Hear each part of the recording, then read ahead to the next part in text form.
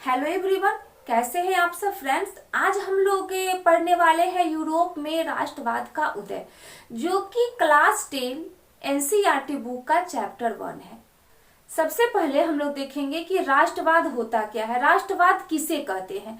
तो राष्ट्रवाद का मतलब होता है कि अपने राष्ट्र के प्रति प्रेम की भावना, यानी कि अपने व्यक्तिगत हित को छोड़कर सामूहिक हित के लिए काम करने की भावना राष्ट्रवाद हो जाती है। ये जो एक फ्रेडरिक सारियू साहब है, वो अपनी परिकल्पना में कुछ तस्वीरें बना है और वो उन्होंने उसको स्वतंत्रता के रूप में किस प्रकार दर्शाने की कोशिश की है उसके बारे में पढ़ेंगे। और ये जो है वो पूरे 6 पार्ट में बटा हुआ है। जो सबसे फर्स्ट पार्ट है वो है फ्रांसीसी क्रांति और राष्ट्र का विचार। इसके अंतर्गत हम लोग 1789 में जो फ्रांस की क्रांति हुई थी उसके बाद, यानी कि 1789 के बाद इसमें क्या क्या परिवर्तन हुआ है उसके बारे में हम लोग पढ़ेंगे। उसके बाद में सेकेंड पार्ट में यूरोप में राष्ट्रवाद का निर्माण।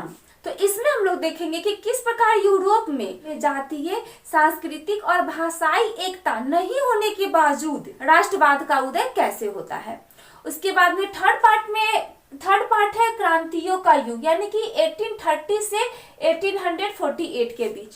तो जो क्रांति का युग है इसके अंतर्गत 1830 से 1848 के अंतर्गत हम लोग समय को पढ़ेंगे और उसमें एक टॉपिक देखेंगे जिसका नाम है रूमानीवाद। उसके बाद में जो फोर्थ है वो है जर्मनी और इटली का निर्माण, यानी कि जर्मनी और इटली का एकीकरण कैसे होता है उसके बारे में हम लोग देखेंगे। उसके बाद में नेक्स्ट है राष्ट्र की दृश्य कल्पना, यानी कि 5 नंबर में हम लोग देखेंगे।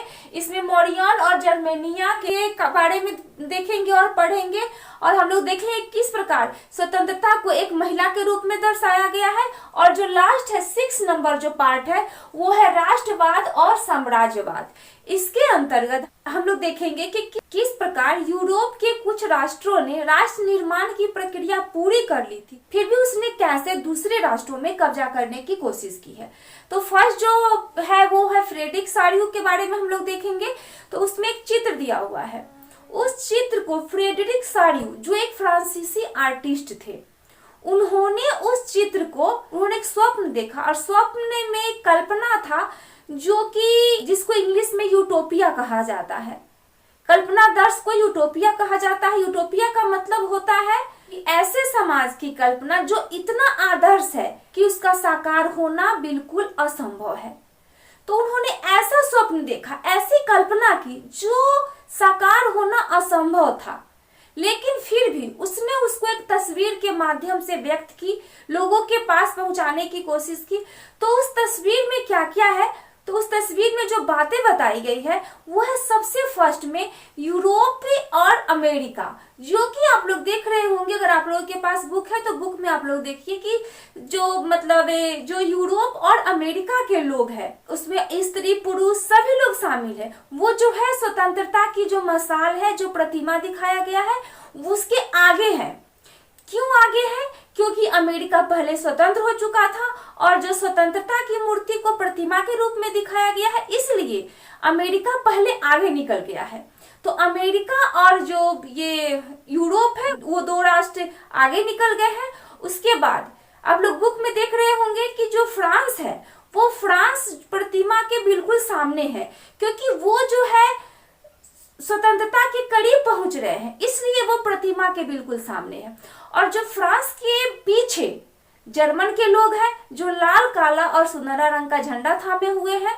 और ध्यान दीजिएगा जर्मन के पीछे कौन से लोग हैं, तो जर्मन के पीछे है ऑस्ट्रिया और 2 सिसिलियाओं की राजशाही है। उसके बाद में लंबार्डी है, उसके बाद हॉलैंड है, इंग्लैंड है और आयरलैंड है और सबसे लास्ट में हंगरी और रूस है। तो ध्यान दीजिएगा, हो सकता है आपसे क्वेश्चन राइज हो कि प्रतिमा के आगे सबसे फर्स्ट में कौन सा राष्ट्र है।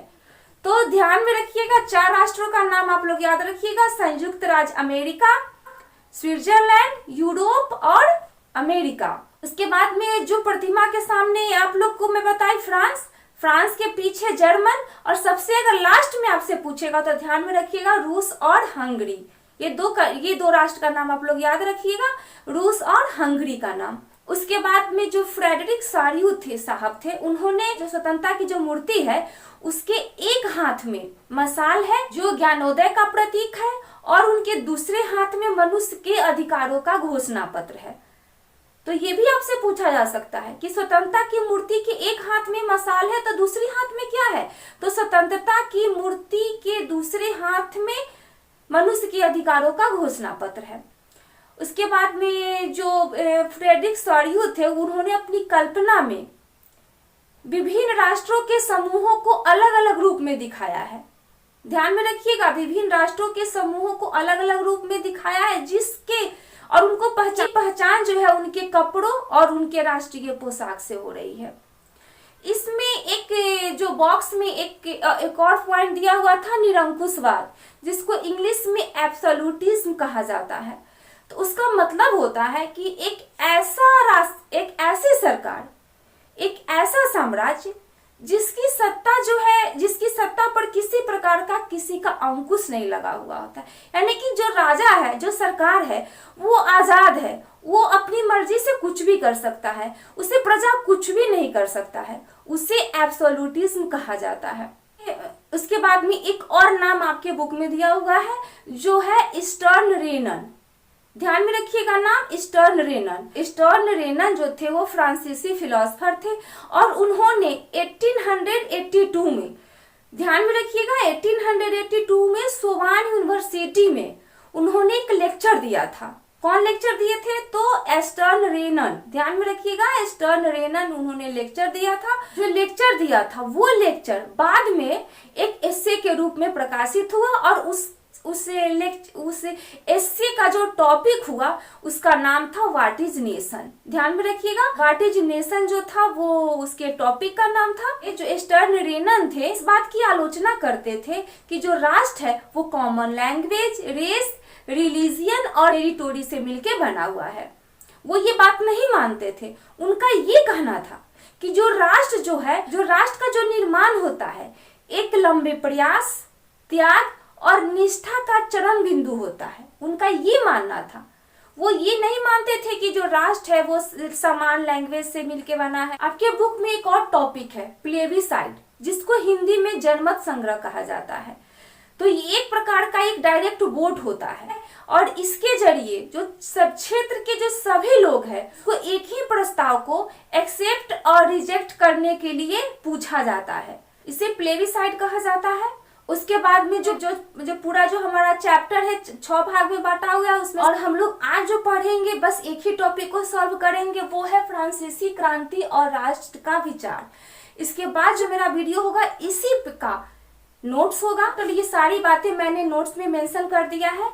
कई पार्ट में ये वीडियो बनेगा और क्योंकि अगर डिटेल्स में अगर आप लोगों को जानना होगा तो कई पार्ट में बनेगा, क्योंकि एक वीडियो में पूरा चैप्टर कंप्लीट होना संभव नहीं है। इसीलिए इसका छोटा छोटा पार्ट बनाएंगे और आप लोग डिटेल्स में उसको समझने की कोशिश कीजिएगा। ये वीडियो होगा बस हम लोग फ्रांसीसी क्रांति और राष्ट्र के विचार को ही समझेंगे। तो हम लोग देखते हैं कि फ्रांसीसी और क्रांति और राष्ट्र के विचार के अंतर्गत कितनी बातें आई है। तो उसमें 3 बातें आई है, ध्यान में रखिएगा। 3 बातें हैं। एक है 1789 से पूर्व फ्रांस पर एक निरंकुश राजा का शासन था। किसका शासन था? तो निरंकुश राजा का शासन था। कब? तो 1789 से पहले फ्रांस पर निरंकुश राजा का शासन था। निरंकुश शासक के बारे में हम लोग देखे हैं कि एक ऐसी सरकार, ऐसी शासन व्यवस्था जिसकी सत्ता पर किसी प्रकार का कोई अंकुश नहीं रहता है।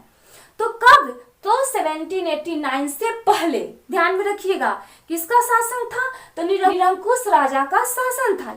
इसके बाद में सेकेंड में है राष्ट्रवाद की प्रथम अभिव्यक्ति जो है 1789 की फ्रांसीसी क्रांति के साथ हुई थी। उसके बाद ही सभी राष्ट्रों में भी राष्ट्रवाद की भावना धीरे धीरे संभव हुई थी। थर्ड नंबर में है क्रांति के परिणाम स्वरूप सत्ता राजतंत्र से निकलकर फ्रांसीसी नागरिकों के समूहों में हस्तांतरित हो गई।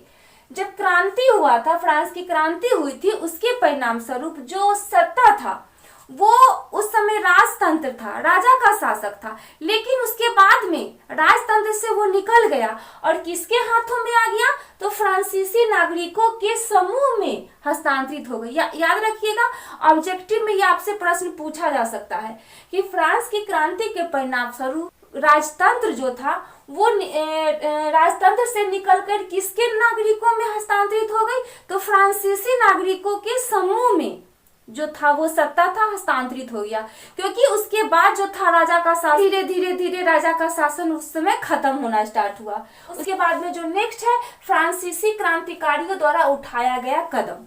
तो उसके बाद जो फ्रांसीसी क्रांति कौन कौन से कदम उठाए थे 1789 के बाद, तो उसमें सबसे पहला जो कदम था वो था ले पैट्रिक और ले सिटियोन जैसे विचारों को उन्होंने प्रसार हुआ था। तो ले पैट्रिक और ले सिटियोन यानी कि पितृभूमि और नागरिक, पितृभूमि का जो फ्रांसीसी शब्द है वो ले पैट्रिक है और जो नागरिक का है वो ले सिटियोन। ऐसे जैसे इस प्रकार के विचारों का प्रसार हुआ था किस समय, तो ये फ्रांसीसी क्रांति ये सारे कदम उठाए।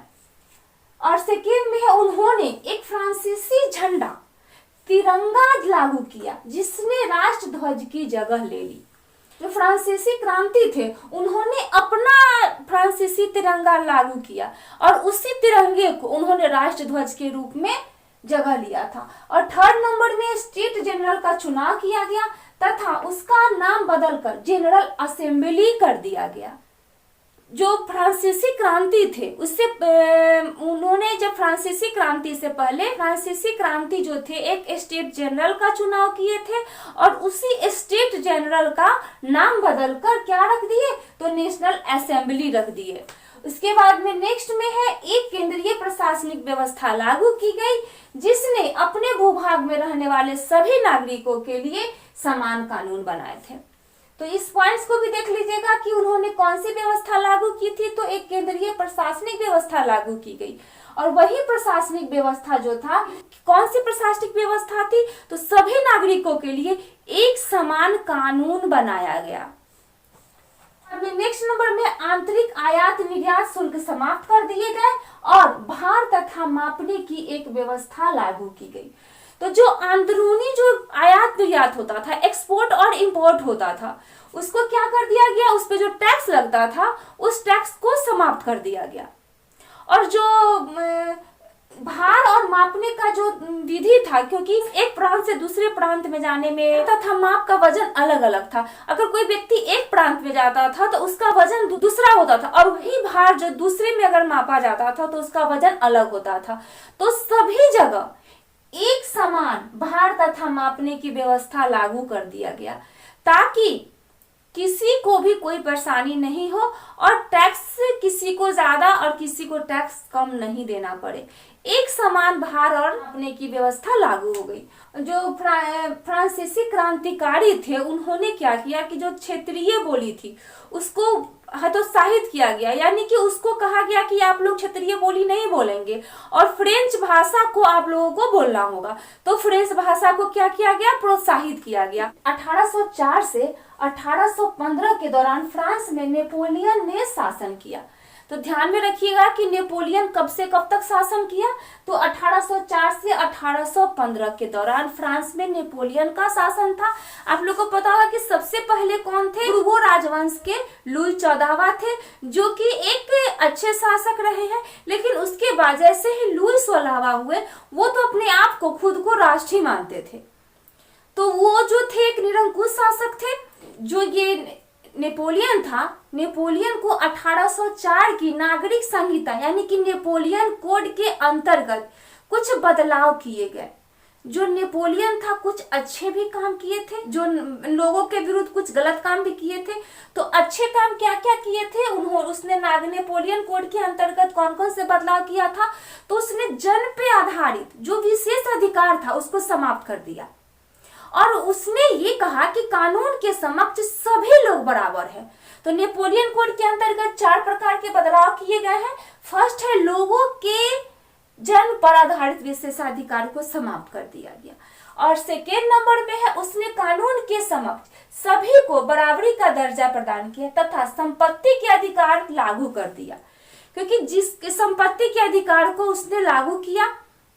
और थर्ड नंबर में है सामंती व्यवस्था को खत्म किया और किसानों को भू दासत्व और जागीरदारी शुल्कों से मुक्ति दिलाई। उसने सामंती व्यवस्था को खत्म कर दिया था और जो किसानों को जो भू दासत्व है, यानी कि जो भी किसान भूमि के कारण उनके दास हो चुके थे उसको, और जागीरदारी शुल्क, ये जागीरदारी शुल्क मतलब होता है कि किसानों को अपनी भूमि का आधा हिस्सा शासक को देना पड़ता था, टैक्स के रूप में शासक को देना पड़ता था। तो जो नेपोलियन कोड के अंतर्गत ये बदलाव किया गया कि जो किसानों की जो भूमि है, जो आधे से ज्यादा जो वो शासक को देता था, उसको खत्म कर दिया गया, यानी कि जागीरदारी शुल्कों से मुक्ति दिलाई। और उसके बाद में है यातायात और संचार प्रणाली में भी इसने बहुत सारे सुधार किए थे। नेपोलियन ने बहुत सारे सुधार किए। उसके बाद 1804 की नागरिक संहिता, जिसको नेपोलियन कोड के नाम से जाना जाता है, उसमें नेपोलियन के कुछ नकारात्मक पक्ष भी है, यानी कि उसके कुछ निगेटिव पक्ष भी है। उसने क्या किया कि लोगों की राजनैतिक स्वतंत्रता को छीन लिया, यानी कि उसने सेंसरशिप लगा दिया। अब क्या था, अब कोई भी व्यक्ति सरकार के विरुद्ध कुछ भी नहीं बोल सकता था। उसके बाद सेकेंड में करों में बेतहाशा वृद्धि की, यानी कि जो भी फ्रांसीसी लोग राष्ट्रवाद का प्रचार प्रसार करने विदेश गए हुए थे, वहां पर उन्होंने कुछ क्षेत्रों पर कब्जा कर लिया और वहां पे टैक्स वसूलना शुरू कर दिया। इससे लोगों में काफी क्रोध और गुस्सा भरा हुआ था।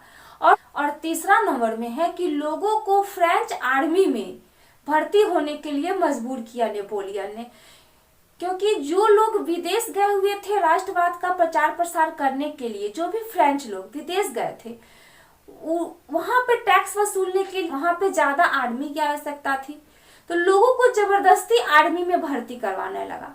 तो नेपोलियन का कुछ एक नकारात्मक पक्ष था। उसके बाद जो हम लोग का जो नेक्स्ट है, उसके बाद जो टॉपिक है वो है यूरोप में राष्ट्रवाद का निर्माण, जिसको हम लोग बाद में देखेंगे, नेक्स्ट के वीडियो में देखेंगे। इससे पहले मैं आपको एक बात बताना चाहूंगी कि जो मेरा नेक्स्ट वीडियो होगा वो इसी का नोट्स वीडियो होगा, क्योंकि मैंने ये सारी बातें नोट्स में मेंशन कर दी है और मैं उसका पीडीएफ का लिंक डिस्क्रिप्शन बॉक्स में भी दे दूंगी। आप लोग उसे भी देख लीजिएगा, समझ लीजिएगा। अगर आप लोगों को हमारा वीडियो अच्छा लगा हो तो लाइक करें, शेयर करें तथा कॉमेंट करें। बने रहिए हमारे साथ। मिलते हैं नेक्स्ट वीडियो में नेक्स्ट टॉपिक के साथ। Thank you.